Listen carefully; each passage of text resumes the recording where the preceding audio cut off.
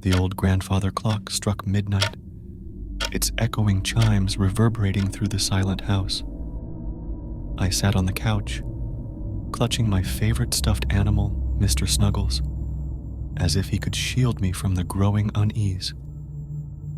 My parents had left for a late-night event, and I, a 10-year-old, found myself alone in the dimly lit living room. The familiar creaks and groans of the house, usually dismissed as the settling of old wood, now took on a sinister tone. Every shadow seemed to dance with malevolent intent, fueled by the overactive imagination of a child left to navigate the eerie quietude of the night.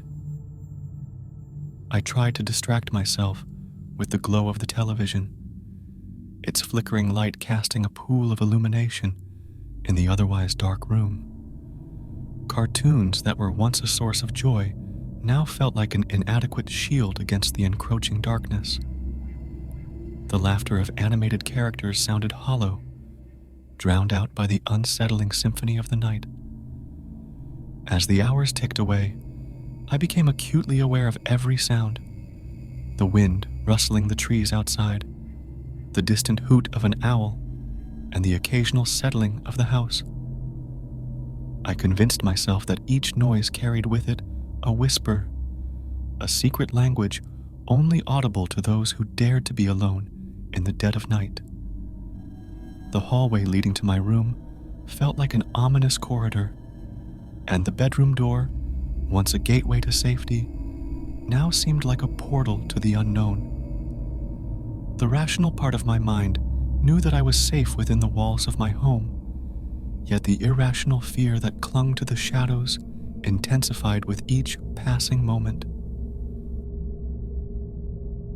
A sudden draft made the curtains dance, and I couldn't shake the feeling that unseen eyes were watching me. I clutched Mr. Snuggles tighter, seeking comfort in the familiarity of my stuffed companion. The television cast elongated shadows that twisted and contorted, taking on shapes that seemed to defy the laws of reality. In an attempt to dispel the rising tension, I decided to venture to the kitchen for a glass of water. The hallway stretched before me like an ominous corridor, and the wooden floor beneath my bare feet felt colder than usual. The refrigerator hummed softly, providing a dim glow in the darkened kitchen. As I filled my glass, a creak echoed from the staircase. My heart skipped a beat, and I turned to face the source of the sound. The stairs loomed in the shadows, and I half expected a phantom figure to descend with each passing moment. Fear rooted me to the spot, the glass of water trembling in my grasp. I summoned the courage to call out, "Mom? Dad?" The only response was the eerie echo of my own voice in the cavernous silence. The house seemed to hold its breath, amplifying the isolation that wrapped around me like a suffocating shroud. With trepidation, I began the ascent back to my room. Each step felt like an eternity, the shadows conspiring to play tricks on my senses. The air became thick with an inexplicable heaviness, and I quickened my pace, desperate to escape the unseen presence that lingered in the darkness. Upon reaching the safety of my room, I closed the door with a sense of finality, as if shutting out the unknown horrors that lurked beyond. The comforting glow of my nightlight cast a warm pool of light, creating a sanctuary in the otherwise foreboding room. I crawled under the covers, Mr. Snuggles still clutched in my arms. The house, now silent and oppressive, seemed to come alive with imagined whispers. I strained my ears, convinced I could discern faint voices, unintelligible, yet filled with an undeniable urgency. The walls seemed to pulsate with a rhythm that mirrored the erratic beating of my heart. As the night wore on, my sense of time blurred, and the distinction between reality and imagination became increasingly tenuous. shadows took on sinister forms, and the corners of the room harbored unseen terrors. Every rustle, every creak sent shivers down my spine, transforming the once familiar space into a battleground of primal fear.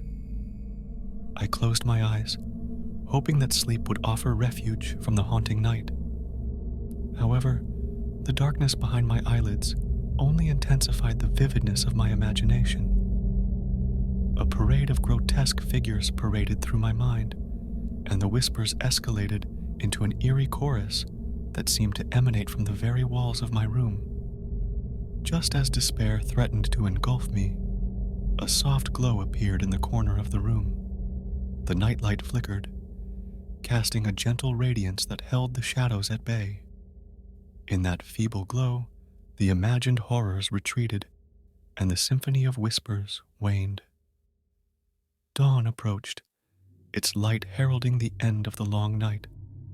The house, once a realm of terror, transformed back into the familiar haven of daylight. The irrational fears that had plagued the solitary hours dissipated in the face of the morning sun. As the first rays of dawn spilled into the room, I felt a profound sense of relief. The night, with its imagined terrors and haunting whispers, had retreated with the shadows. The once menacing corners of the room now held no secrets, and the creaks of the house were mere echoes of the night's torment. In the safety of the morning light, I emerged from my room, Mr. Snuggles still in tow. The house, now filled with the sounds of awakening day, felt like a sanctuary once more. The night, with its spectral whispers and imagined fears, had been conquered by the resilience of daylight. From that night forward, the echoes of childhood terror lingered in the recesses of my memories. The house that had been a playground of nightmares during the solitary hours now stood as a testament to the irrational fears that had once gripped my young mind. The night, however, remained an enigma, a canvas for the imagination to paint with shadows and whispers, a realm where the boundary between reality and fear blurred with the fading moonlight.